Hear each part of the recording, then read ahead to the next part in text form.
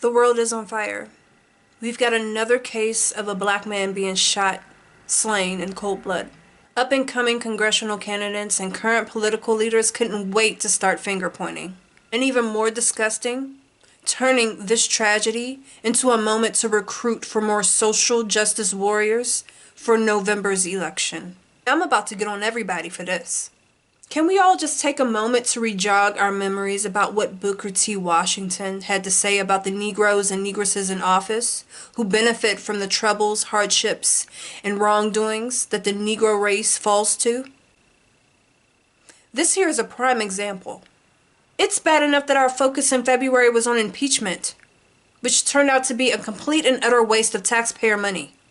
We barely had time to consider the impending pandemic because congressional donkeys and CNN kept us all distracted. We missed being there for this family because we were distracted. Can we start there? As if that's not bad enough, today we find most conservative platforms, black conservative platforms, divided on a piece of evidence which should merit no room for any debate, really.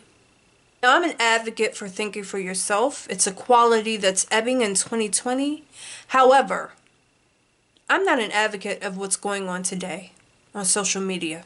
If you were disturbed by the images of that man being slain in cold blood as he was jogging, you need to be equally as disgusted that people are using this as a recruitment opportunity to blue pill more people. And not only that, to condemn white people. That's right. Conservative platforms want to talk to white people about racism. White people who weren't themselves witnesses or orchestrators of the tragedy we all saw. I feel how I feel about the footage. I believe in trying murderers to the fullest extent of the law, especially if they're the types that assume themselves as the jury, the executioner, the judge, the villagers, the neighborhood watch, and then they end up using lethal force. Off with their heads. But here's a question I have for those black conservatives who wanted to use this as an opportunity to talk to white Republicans alone. What are you thinking? There is something foolish, insincere, and disingenuous about calling upon an entire demographic while at the same time you know that they've been discredited, silenced, and anything they have to say on the subject of race in this country rejected by the entire world.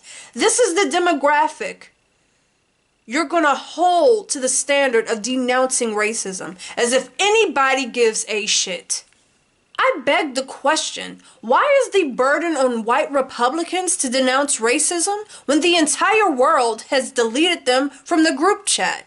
You can be appalled and disgusted by what human nature has proven itself to be throughout the test of time, and you can also reject the inclination to hold an entire demographic answerable to the crimes of individual imbeciles who happen to share their race. It's not hard. As conservatives within our own party, we need to make sure that's consistent as a rule. And there's somebody out there who happens to disagree. I guess it's up to you to change my mind. I'm open to having my mind changed. Change my mind. The kind of men and women who commit these crimes and these heinous acts aren't the kind of men and women who would lend you their ears when you set about to denounce their behaviors. Aren't the kind of people who would lend an ear to have their hearts changed by white people who condemn their actions anyway. Change my mind. You know what I'm sick of more than anything? People with low fucking IQs. If you're tired of these heinous deeds motivated by race, what are you going to do about it? Do you want to convince me that electing a donkey to a congressional seat is the answer?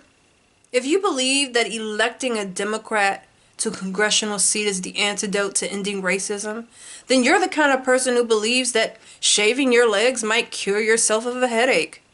And maybe that's what's wrong with this country. If there's a fire in the kitchen, we move with so much emotional irrationality that we would set our garden hose on our neighbor's backyard. Here's some truth for you. Until you seek to understand evil, racism, where it comes from, you'll never defeat it or outwit it. How can you if you don't take the time to understand it? If you want to stop evil, stop being irrational and emotional, and stop romanticizing darkness and light as if they aren't both byproducts of nature. Stop romanticizing human saviors who benefit from your pain. Whether you want to admit it or not, denouncing evil or racism has never defeated it in any point in history. Not a single donkey or elephant can bring this brother back to life, so why not unite ourselves? Why not unite together so that we make sure that that state holds the powers that be accountable for trying those two vile, vicious, putrid excuses for human beings accountable? This doesn't need to be a black or white issue. This doesn't need to be a red or blue issue either. The enemy is within us, and you know who placed it there? Nature. So let's stop the baselessness. Let's stop holding the wrong people accountable. In this man's honor, we should try uniting ourselves under one idea. Antidote to racism isn't racism. And it sure as hell isn't electing a donkey into a congressional seat.